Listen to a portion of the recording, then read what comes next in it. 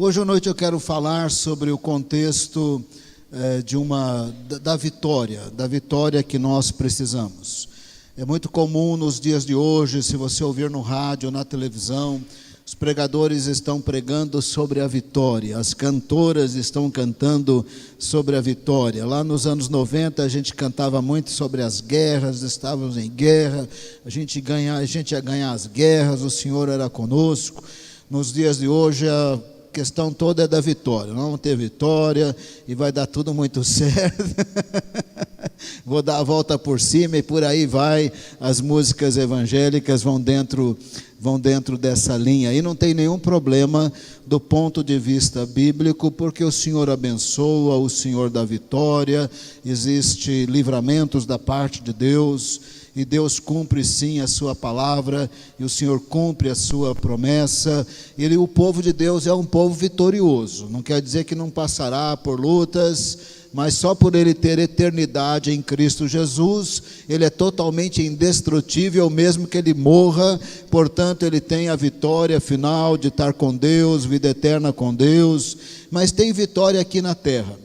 Mas eu quero falar do contexto necessário para a vitória, já que falamos tanto em vitória nos dias de hoje. Eu quero falar também da vitória necessária, principalmente para aquela uma ou duas piores lutas de nossa vida. Todos nós, se olharmos para trás na história da nossa vida, nós poderemos numerar uma ou duas que até então foram as piores de nossa vida. E lá mais para o fim de nossa vida, poderemos olhar para a história de nossa vida e falar: aquela ali foi horrível, aquela foi a pior de todas. Geralmente a pior de todas tem a ver com muita tensão, muita pressão e possibilidade até mesmo de morrer. E se não for a hora de morrer, não morrerá, mas se for a hora de morrer, até morrer pode vir a acontecer. Tem pessoas que nesse momento no planeta Terra estão morrendo por Cristo Jesus, diante das perseguições, sem negar Jesus. Mas as piores lutas de nossa vida envolverão muita tensão, muito desgaste, possibilidade talvez até de morrer, e tudo que funcionou até então parece que não funciona. Todas as medidas até então tomadas, que mais ou menos resolveram as situações passadas, nesse caso não resolve. Eu gostaria que nós entendêssemos que há todo um contexto para nesta hora termos a vitória de Deus, termos a bênção e termos os livramentos de Deus. Eu quero falar baseado no rei Ezequias. O rei Ezequias, como nós, que temos compromisso com Deus, no geral foi muito abençoado, mas aos 39 anos de idade ele teve as duas piores lutas de sua vida, lutas grandes. Uma delas, só para mencionar rapidamente, Deus mandou nada mais, nada menos que o profeta Isaías para falar para o rei Ezequias: você vai morrer. E ali Ezequias teve uma vitória espetacular, porque antes do profeta Isaías sair do palácio, quando ele ainda estava no pátio, em resposta a um clamor que não deve ter demorado mais do que 2 minutos, em resposta a um clamor de no máximo uns 3 minutos, o Senhor voltou a falar com Isaías para voltar e dizer para Ezequias que ele ia viver mais 15 anos. Aos 39 anos de idade, Ezequias teve 2 grandes lutas. A primeira, a possibilidade de morrer, e o Senhor reverteu isso em 3 minutos, em resposta de oração. A outra luta demorou mais e foi bem complicada. Nada mais, nada menos que o Império Assírio, com um grande exército, cercou simultaneamente todas as cidades muradas de Judá.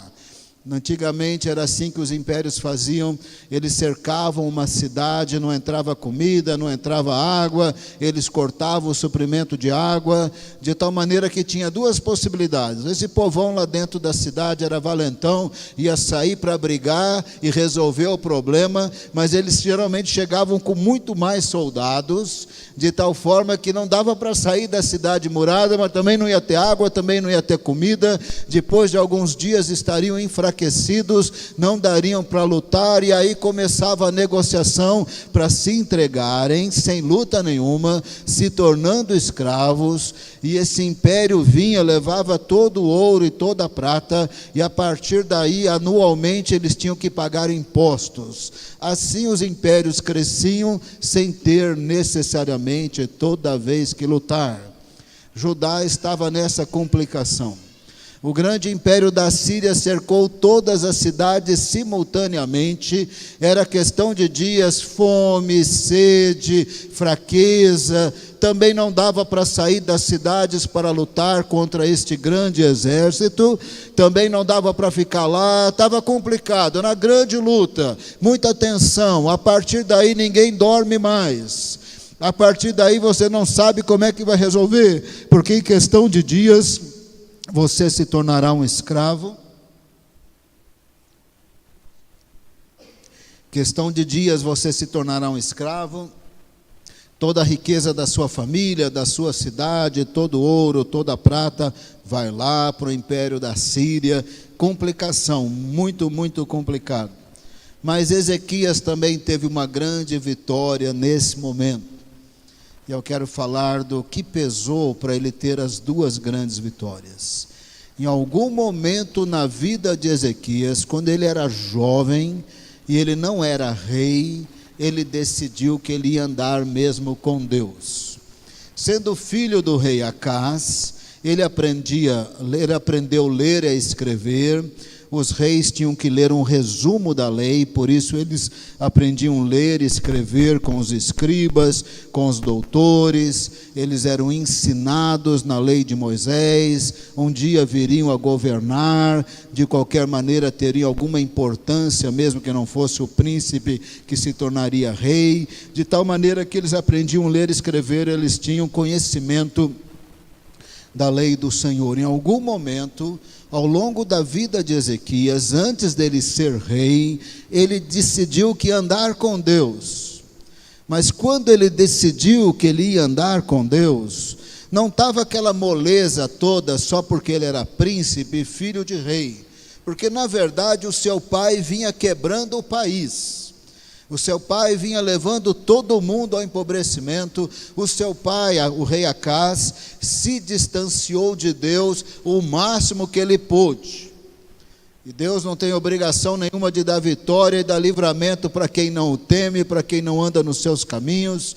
Ele chamou Israel, ele formou Israel, ele queria usar Israel, mas eles tinham uma aliança.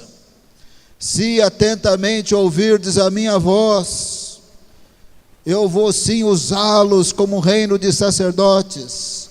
Se andarem comigo e não temerem deuses que não são deuses, se não andarem nas abominações de Canaã, então serão abençoados quando entrar, quando sair e por aí afora, serão abençoados. Acaz era o oposto de todo compromisso com Deus, de uma pessoa que tinha aliança com Deus, porque ele não teve aliança com Deus. Então as lutas vieram na vida de Acaz e só complicava.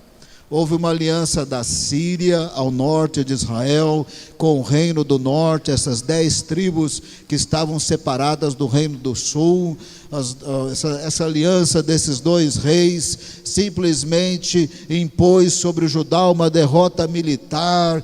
Muitos morreram, muitos foram escravizados, saquearam o reino de Judá, empobreceram bastante. Quando os escravizados de Judá chegaram no reino do norte, por misericórdia de Deus, Deus levantou um profeta e disse assim: por que eles estão escravizando aí os irmãos dele? Manda todo mundo de volta. E os que estavam no reino do norte voltaram para Judá, mas os que foram para a Síria ficaram lá escravizados. Não demorou muito, teve luta com os edomitas, com os moabitas, com os filisteus. Também fizeram alianças contra Acás, venciam Acás, saqueavam Acás, escravizavam mais pessoas, de tal maneira que quando Ezequias era um jovem príncipe, filho do rei Acás, ele viu o reino do seu pai, o reino de Judá, empobrecendo, o povo sendo escravizado e cada vez mais sendo saqueados. Eles estavam numa miséria, mas não tinha o que fizesse Acás se arrepender dos seus pecados. Acás achou que era uma boa ideia tentar comprar o favor do império assírio, e o rei era Tiglat-Pileser, mandando os utensílios de ouro, de prata, e o que tinha sobrado do templo de Jerusalém lá para a Síria, para ver se ele teria então essa proteção desse grande império contra os edomitas, amobitas, filisteus, os sírios do norte. Mas não funcionou. Nessa hora ele teve uma grande chance. Deus deu uma palavra pelo profeta Isaías para falar para Acás: se você se voltar para mim, confiar, eu vou livrar você. Agora Judá era muito fraquinho, não dava para ganhar de ninguém, mas Deus falou: comigo vai ter livramento. Acás não se arrependeu. O grande imperador Tiglat-Pileser veio com seus exércitos.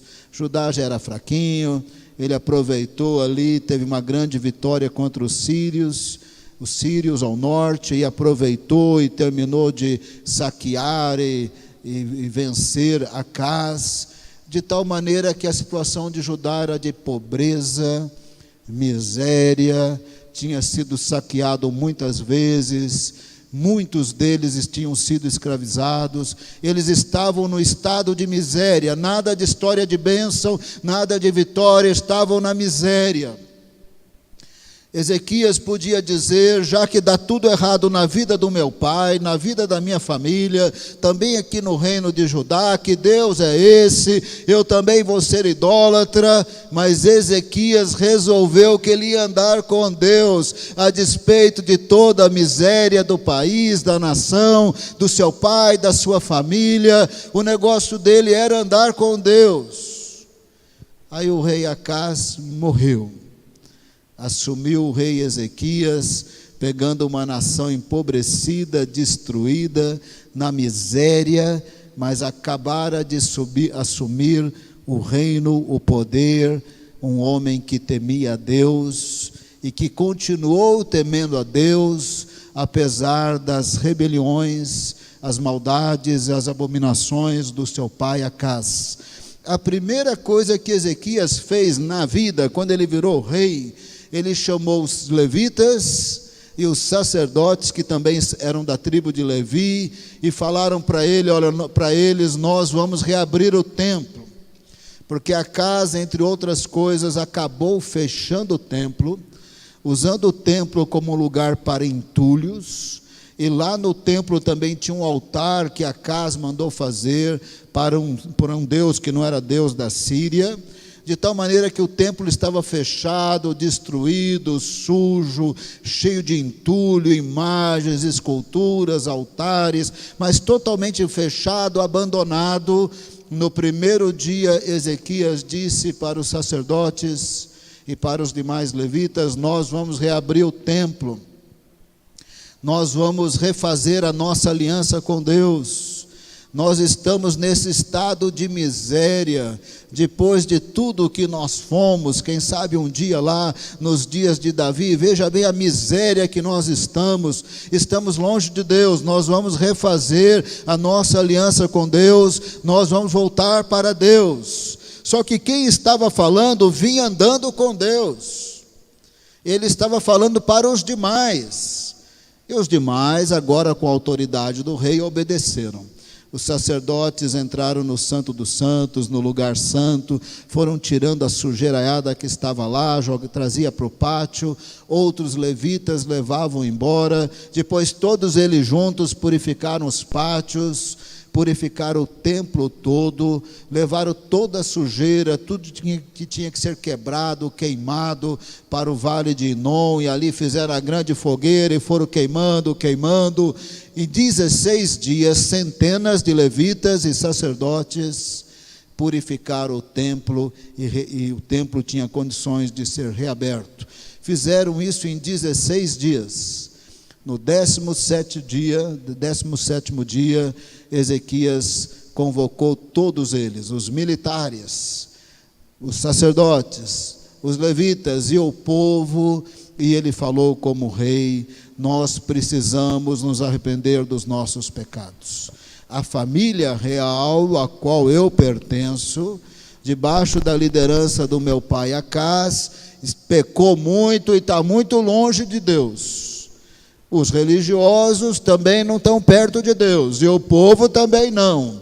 Mas nós vamos nos arrepender dos nossos pecados hoje, oferecer os sacrifícios substitutivos, vamos renovar a nossa aliança com Deus, e nós vamos andar com Deus. E assim, conduzidos por ele, arrependeram-se dos seus pecados. O próprio rei orou em voz alta, arrependendo dos pecados da família real. Assim, eles sacrificaram em favor dos seus pecados, nessa simbologia de Jesus que ainda viria. Sacrificaram consagrando o templo ao Senhor. No 17º dia do reinado do rei Ezequias, eles tinham renovado a sua aliança com Deus e se arrependido dos seus pecados, e foram andando com Deus. Passou um ano de reinado, passou 2, passou 3, passou 4, foram andando com Deus, e a bênção de Deus estava com eles. As situações foram melhorando. De alguma forma, Deus, na sua soberania, não deixou nenhum reino vir saquear mais do que saqueados estavam. Não deixou nenhum reino vir destruir mais do que destruídos estavam. Depois de 14 anos, produção mais produção, lucro mais lucro, eles foram recuperando a economia, as riquezas, as cidades, as muralhas, a estabilidade, a confiança, equipando mais os exércitos, os soldados. Foram 14 anos de bênção, de progresso, de vitória, sem ninguém perturbar o reino de Judá, porque Ezequias temia o Senhor e andava com Deus, e ele era muito sério no andar com Deus. Ele não dependia de circunstâncias para andar com Deus. Ele não dependia que alguém o animasse ou que tudo desse certo na vida para andar com Deus. Ele decidiu andar com Deus quando ele era um jovem de uma nação empobrecida, de um pai perturbado, idólatra, derrotado, de uma nação que estava sendo escravizada, ora por esse, ora por aquele. Não estava nada muito bom para Ezequias andar com Deus, mas ele queria andar com Deus, ele queria Deus. E quando ele assume, ele continua andando com Deus, mas agora ele tem autoridade de rei. Ele fala para a família real: eu vou andar com Deus, todo mundo vai andar com Deus. E naqueles dias todo mundo obedecia ao rei. Ele falava para os sacerdotes e levitas: nós vamos obedecer, nós vamos obedecer. E chamou o povo à obediência, e durante 14 anos passaram então a andar como o povo da aliança, temente a Deus, e o Senhor foi abençoando, 14 anos de bênçãos. Mas todos nós temos aquela uma ou duas lutas que são as piores de nossa vida, para descabelar qualquer um. O rei da Síria agora não era mais Tiglat-Pileser, era Senaqueribe. Senaqueribe invadiu o reino de Judá. Isso era uma situação complicadíssima. Só que nesse momento, este homem, o rei Ezequias, que era essa vírgulazinha perto do Império Assírio, ele vinha andando com Deus. Ele tinha Deus com ele. De alguma forma, o seu próprio interior tinha outra expectativa, outra outra esperança do que poderia acontecer. Do ponto de vista lógico, não dava para encarar a Síria. Do ponto de vista lógico, não dava para sair das muralhas. Do ponto de vista lógico, não tinha solução. Mas de alguma forma o rei Ezequias tinha profundidade em Deus de tal maneira que ele podia dizer: Deus está conosco, Ele vai operar, antes de Deus operar. Você precisa conhecer muito as Escrituras e também Deus, para você ter conhecimento e certeza de que Ele vai operar antes dele operar. Tem algumas coisas na história que não poderão acontecer. Por exemplo, nunca vai acontecer de Deus não ser fiel. Nunca vai acontecer de Deus não cumprir as suas promessas. Nunca vai acontecer, por exemplo, de Israel sumir do mapa. E eu não estou falando de um povinho melhor, um povo especial, um peixinho de Deus. Eu não estou falando isso. Eu estou falando da fidelidade de Deus.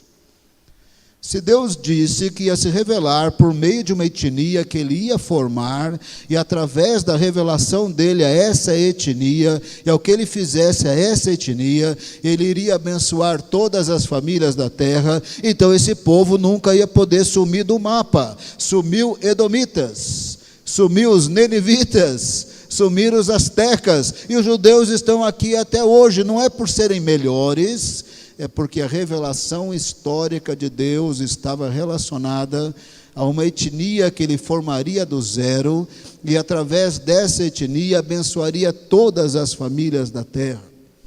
Se Deus disse que o Messias viria da tribo de Judá, a tribo de Judá não podia sumir. O controle da genealogia da descendência de Davi também não podia sumir. Muitas coisas não poderiam sumir, porque o Messias nasceria em Belém, da Judeia, em Judá, da família de Davi, de uma virgem. De tal maneira que Deus cumpre aquilo que Ele fala, independente de qualquer mérito. Quando a Síria vem contra o que sobrou de Judá, do Israelzinho que sobrou, e esse Israelzinho não podia desaparecer, porque a Síria levaria as 10 tribos escravas, mas Judá não seria o caso.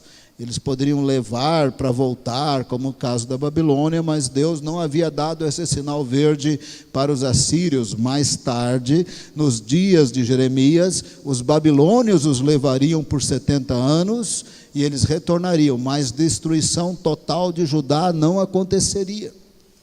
E o rei Senaqueribe, sem saber nada de Deus, da sua palavra, do seu caráter, da sua fidelidade, das suas promessas, o rei Senaqueribe achou que podia fazer o que quisesse com Judá. Ora, dava para vencer Judá. Muitas vezes na história venceram Judá, dava para escravizar Judá, principalmente quando não temiam a Deus, mas agora com o rei temendo a Deus e um povo andando com Deus, aí complica muito, porque o caráter de Deus e a sua fidelidade estão relacionados às suas promessas. Ele disse: anda comigo, seja sério nessa aliança, eu os abençoarei assim, assim, assim, assim. E se Ele não os abençoa, o que isso diz de Deus, do seu caráter, da sua fidelidade? O que acontece? Senaqueribe veio achando que podia fazer o que quisesse com Judá, só que encontrou um Judá que, em termos gerais, inspirado, influenciado pelo rei Ezequias, estava andando com Deus, e um rei andando com Deus. E o rei podia dizer assim: olha, eu não sei bem como é que Deus vai livrar, mas Ele vai livrar. Aliás, Ele terá que livrar, porque nós estamos andando com Ele. Eu não sei bem o que vai acontecer, mas eu sei que a Síria, com todos os seus soldados, tem poder humano. Conosco tem poder sobrenatural, tem Deus.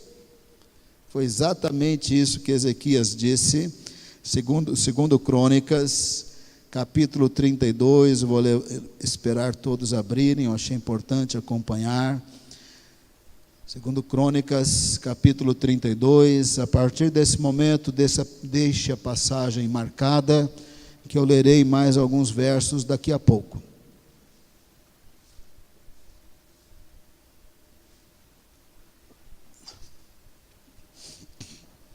Segundo Crônicas 32,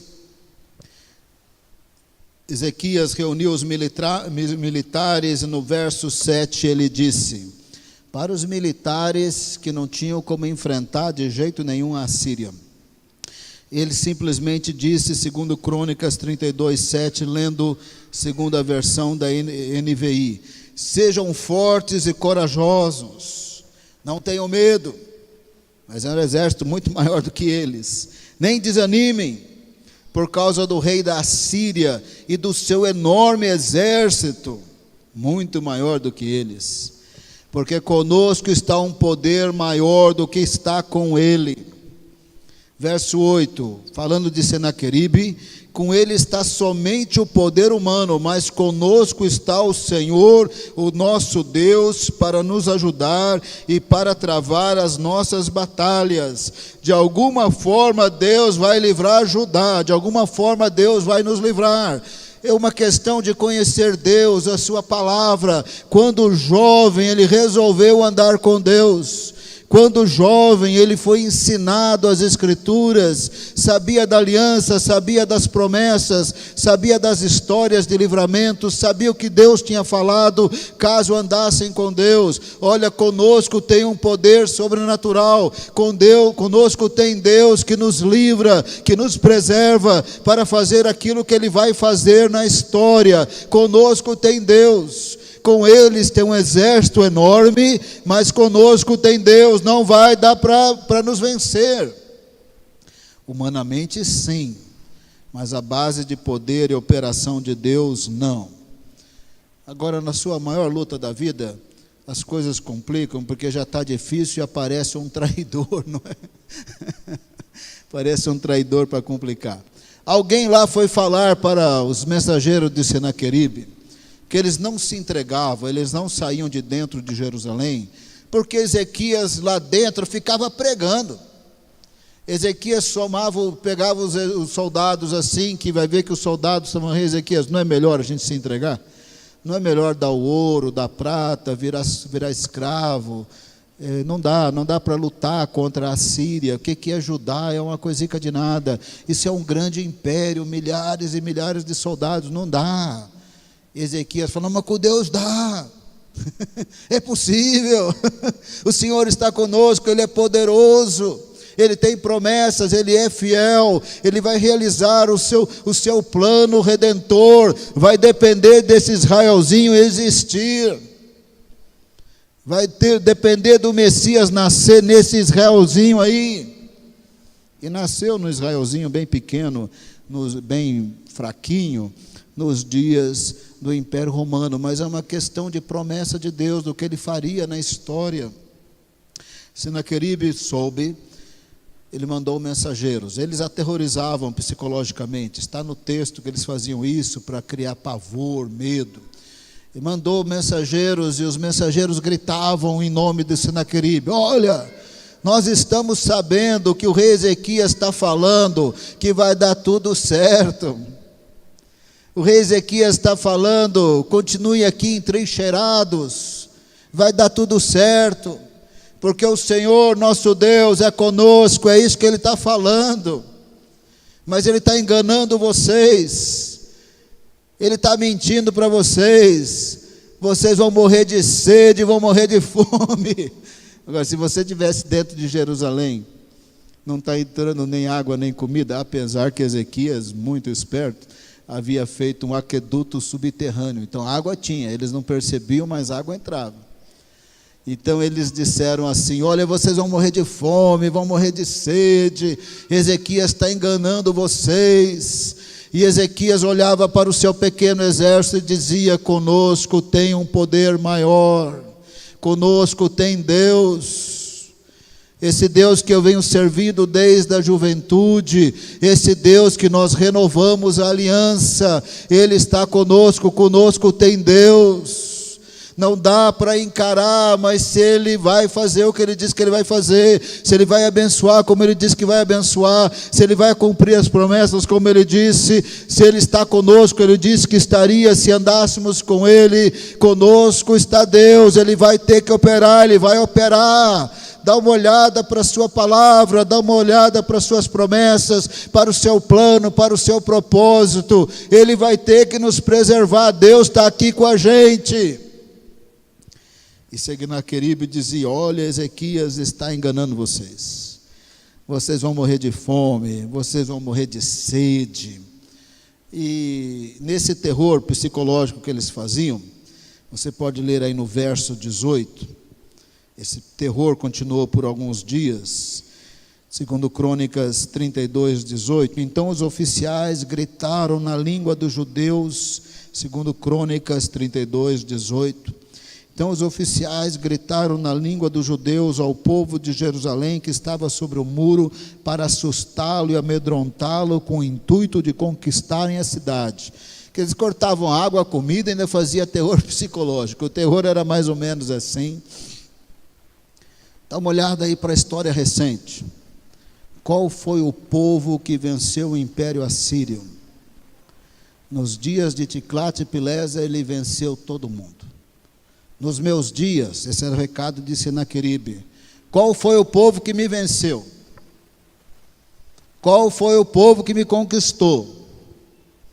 Quando eu tive uma derrota militar, qual Deus pôde livrar da minha mão ou dos meus ancestrais?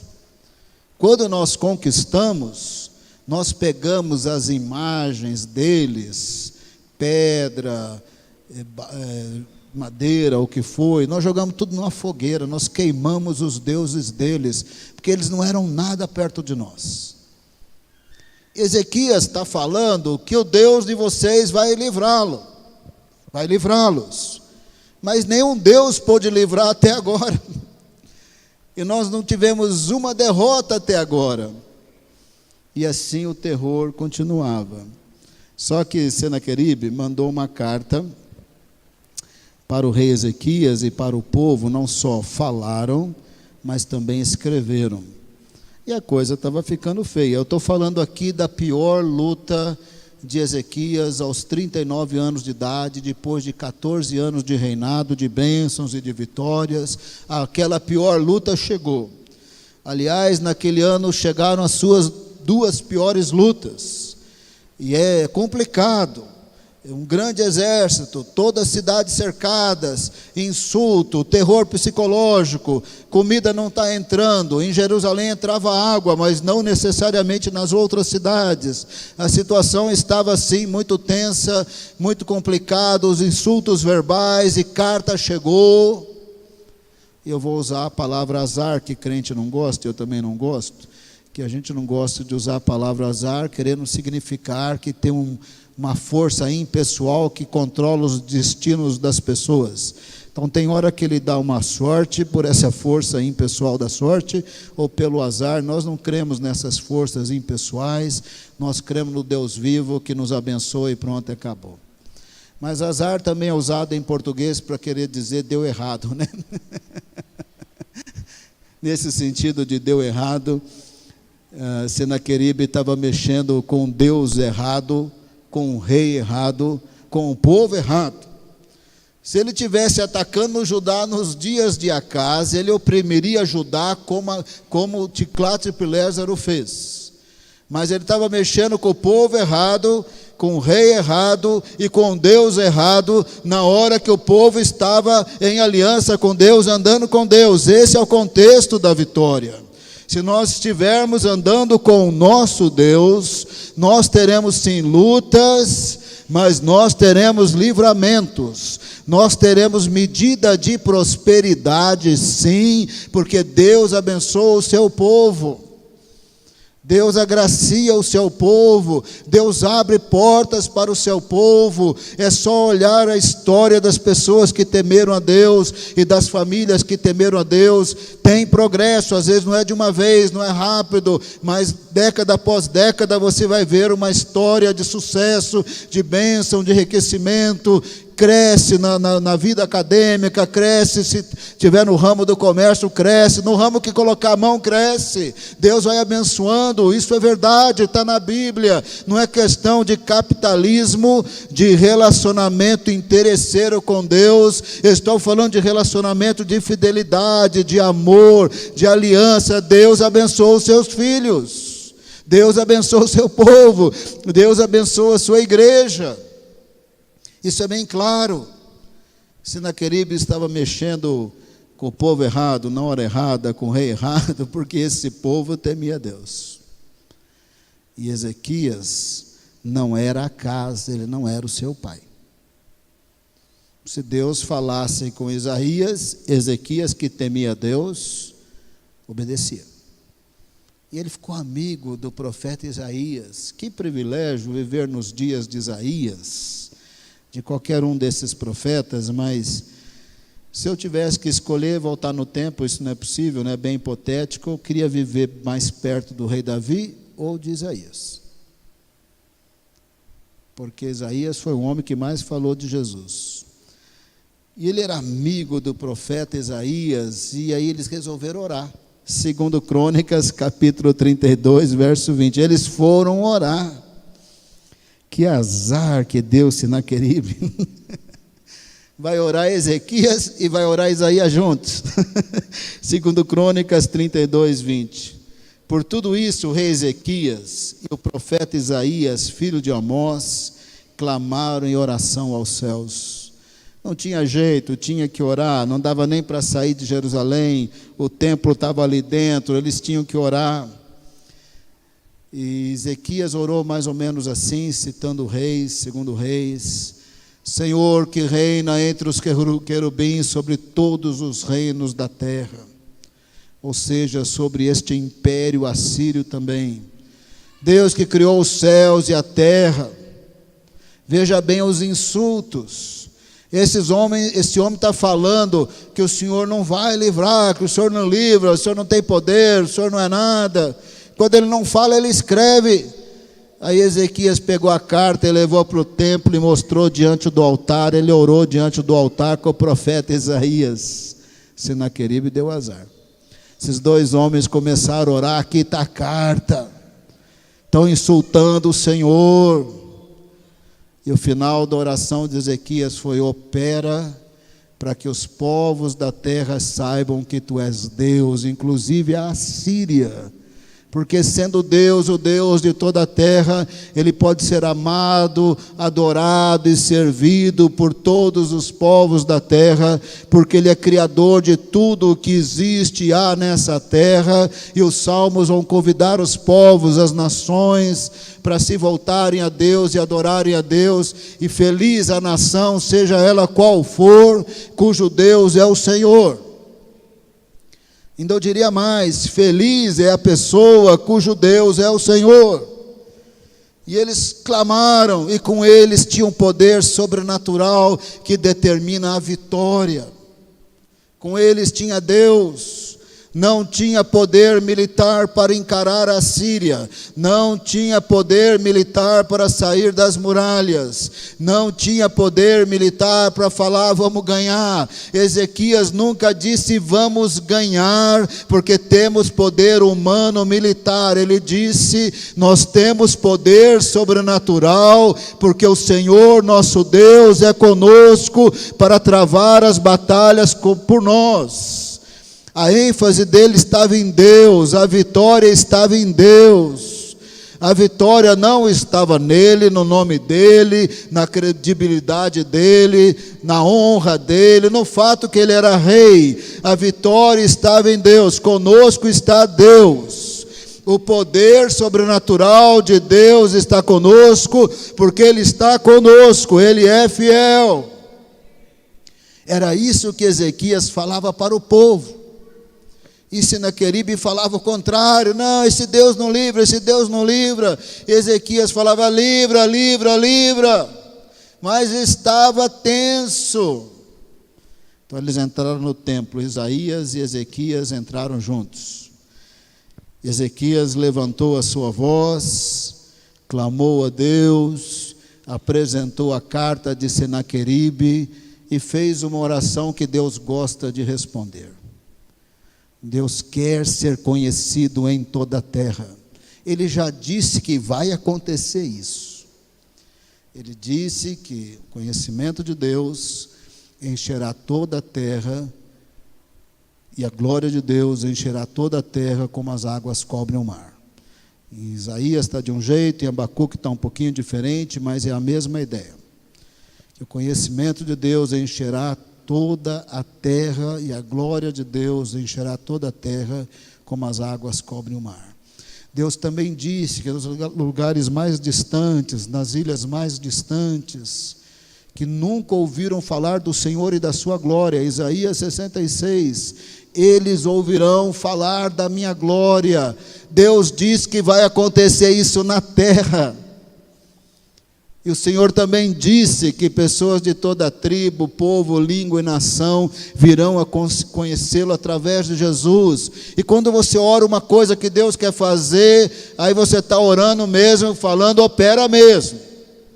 Foi exatamente o que Ezequias disse: responda, para que os reinos da terra saibam que tu és Deus. Terminou de orar assim? O que você acha que aconteceu? 2 Crônicas 32, 21. 2 Crônicas 32, 21. E o Senhor enviou um anjo que matou todos os homens de combate, todos os líderes oficiais no acampamento do rei assírio, de forma que esse se retirou envergonhado para a sua terra. Por um milagre de Deus, por um único anjo. Em outro texto diz que ele matou 180 mil soldados e Senaqueribe teve que voltar. Exatamente como o rei Ezequias via falando, pregando, exortando, exatamente como o contrário do que Senaqueribe disse. Aqui nós temos o contexto da vitória. Um homem que andava com Deus quando seu pai só perdia a guerra, empobrecia e o povo era escravizado, ele andava com Deus. Um homem que levou a nação a andar com Deus. Um homem que falou para o exército: nós podemos vencer, não é por nós, mas porque o poder sobrenatural de Deus está conosco. Quando então veio a carta, ele foi orar com Isaías, e com um único anjo, ele teve uma grande vitória. Hoje no Brasil, fala-se tanto da vitória, hino da vitória, mas nós sempre temos que perguntar: mas eu estou em aliança sério com Deus? Ou eu andei com Deus quando deu tudo muito certo, aí não deu muito certo, eu dei uma relaxada? Eu estou mesmo em aliança com Deus?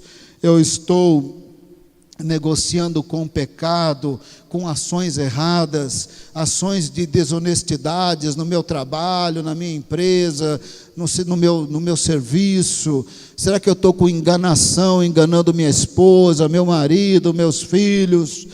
Como é que eu estou? Porque quem anda com Deus, em aliança com Deus, em temor de Deus, terá as bênçãos e os livramentos de Deus. Não quer dizer que não terá nenhuma luta, e não quer dizer que não terá nenhuma derrota, mas até aquela derrota, andando com Deus, redundará em glória para Deus. Até a derrota, muitas vezes, será o próprio livramento de Deus de uma outra coisa pior que aconteceria. Mas esse processo de ver que melhora e melhora e melhora, tem a ver com estar em aliança com Deus, andando com Ele, a despeito das situações mais difíceis e mais complicadas. Que foi que aconteceu com Ezequias 32, 23. Muitos trouxeram a Jerusalém ofertas para o Senhor e presentes valiosos para Ezequias, rei de Judá. Daquela ocasião em diante, ele foi muito respeitado por todas as nações. Chega uma hora que Deus sopra a bênção. Depois de um reinozinho de Judá, não caiu na mão do império assírio. Outros reinos muito mais poderosos que Judá foram escravizados pelos assírios, e o reinozinho de Judá não caiu na mão dos assírios. A partir daí, houve grande respeito por Ezequias. Quem é essa pessoa?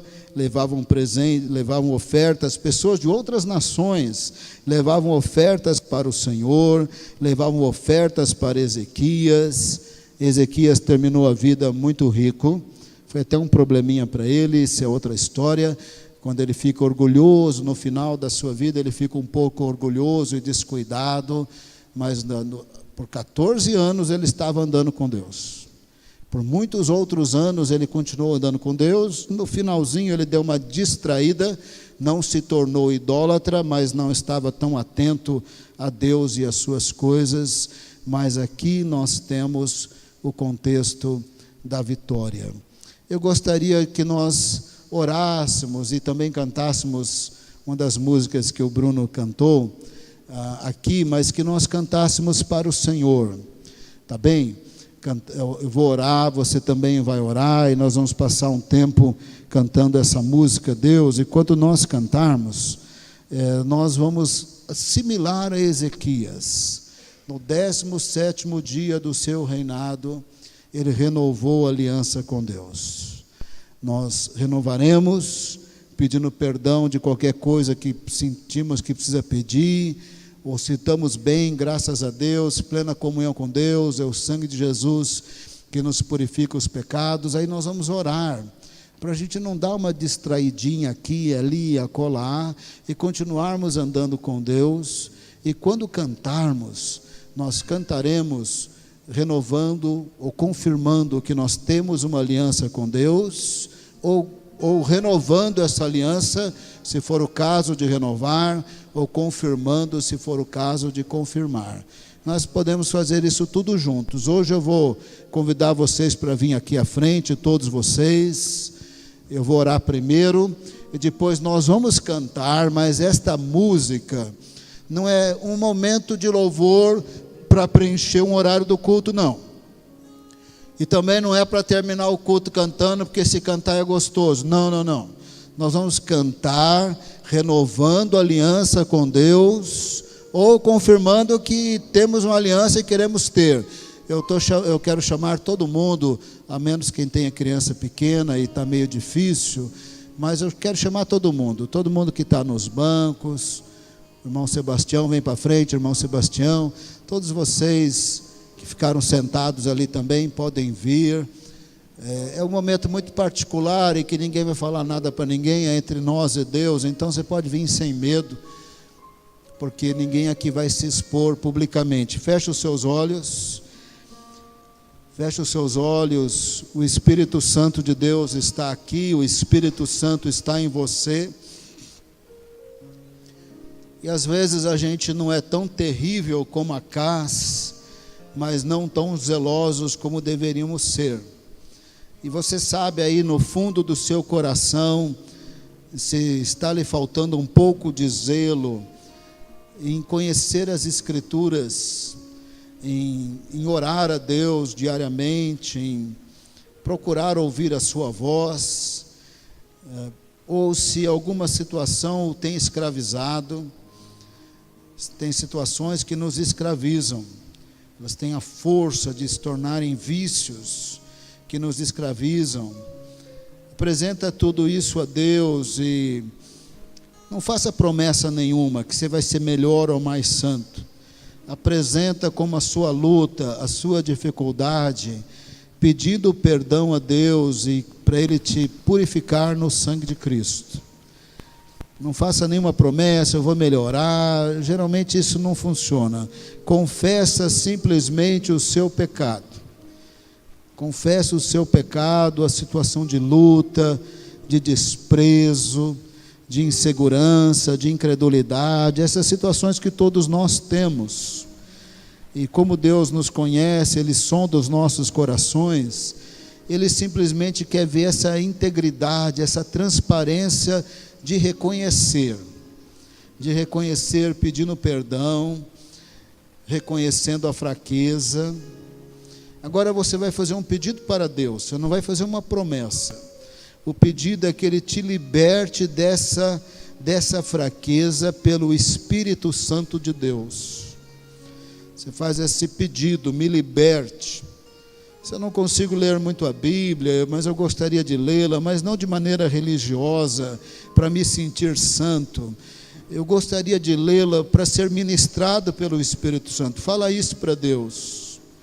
Senhor, ajude-me a ler a Bíblia para ser ministrado pelo Espírito Santo, não para se sentir santo. Você nunca será santo porque leu mais ou menos a Bíblia. Mas você precisa ler a Bíblia para ser ministrado pelo Espírito Santo. Peça ajuda para Deus para isso. Talvez você precise ajuda para orar, para aprender a orar, conseguir orar.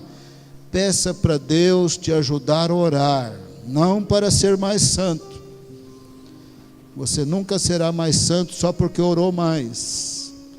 Os nossos pecados não nos deixam ser santos. Precisamos orar mais, é tempo em comunhão com Deus, é tempo que o Espírito Santo revela, é o momento que a gente quebranta, é o momento que Ele tira a dureza do coração, é o momento que Ele purifica com o sangue, é o momento que Ele dá fé, que Ele dá esperança.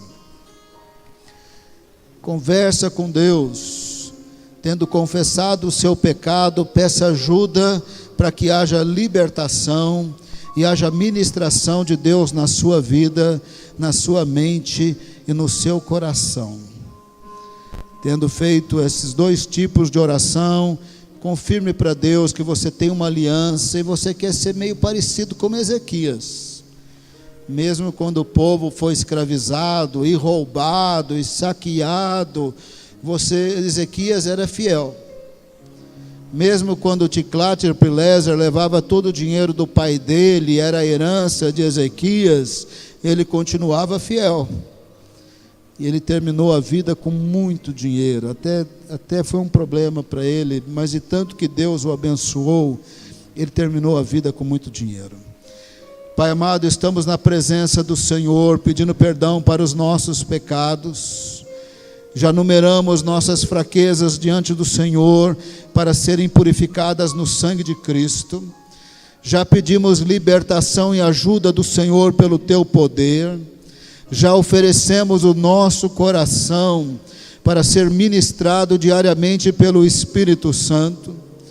Oh Senhor amado, queremos nos relacionar com o Senhor por amor e não para merecer alguma coisa, e não para nos sentirmos importantes, e nem mesmo para sermos os crentes mais poderosos de unção do Espírito, ainda que nós queiramos a unção do Espírito e precisamos, mas nós não queremos relacionamento com o Senhor de segundas intenções.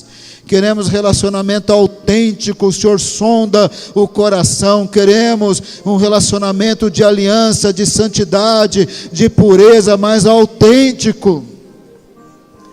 Porque quando as duas piores lutas de nossa vida chegar, nós queremos poder falar, o poder sobrenatural está conosco, Deus está conosco, é tão impossível, é tão complicado, mas Ele está comigo, eu o conheço, eu ando com Ele. Mesmo que as circunstâncias ou pessoas, como Senaqueribe, falem o contrário, nós queremos poder falar, não, mas Deus está aqui. Eu estou sentindo a paz dEle, a presença dEle, parece que Ele está me falando alguma coisa. Nós queremos ter esse crescimento espiritual, como o rei Ezequias, e oramos no poderoso nome de Jesus.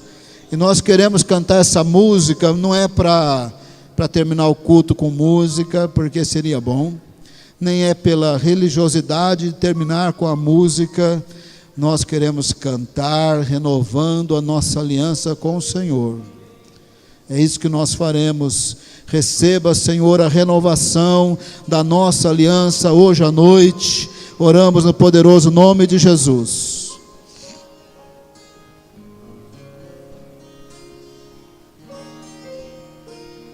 Vem, Senhor, minha vida oferecer como oferta de amor e sacrifício.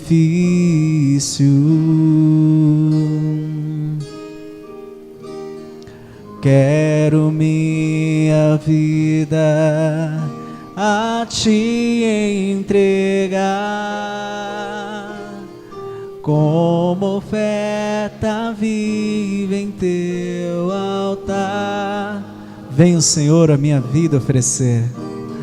Vem o Senhor oferecer, como oferta de amor e sacrifício.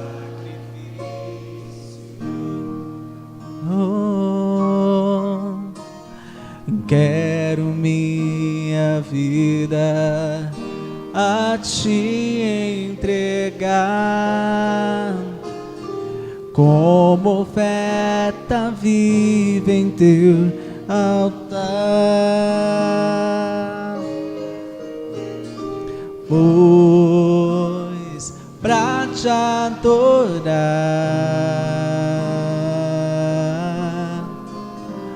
foi que eu nasci.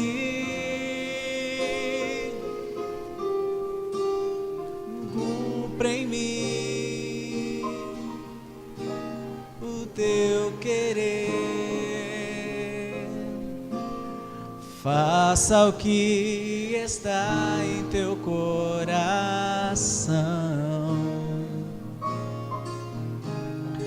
e que a cada dia eu queira mais e mais estar ao Teu lado, Senhor. Pai amado, acompanha o Teu povo com a paz de Jesus, com a Tua graça e as consolações do Espírito, com o Teu amor, porque nós somos o povo lavado no sangue de Cristo, de aliança renovada. Cumpre agora a promessa de derramar sobre toda a carne o Teu Espírito em nós. Nós que já o temos, que ele venha fluir como rio de água viva para a honra e glória do Senhor. Lavados no sangue de Cristo, com aliança renovada, faça fluir o rio de água viva. Glorifica o Teu nome por meio de nossas vidas, por onde formos, por onde passarmos, também por meio das grandes vitórias, na hora das grandes lutas, glorifica o Teu nome. Oramos no poderoso nome de Jesus, recebendo as bênçãos do Senhor. Amém. Os irmãos podem ir na paz do Senhor, cumprimente uns aos outros. Se alguém ainda quer oração por uma coisa mais difícil, mais complicada, Ezequias, quando tinha luta, orava com Isaías. Se você está com uma luta grande, os pastores querem orar com você. Fique aqui na frente. Se você quiser oração, vem à frente. Os pastores querem orar com você. Cumpre em mim o Teu querer, e faça o que está em Teu coração.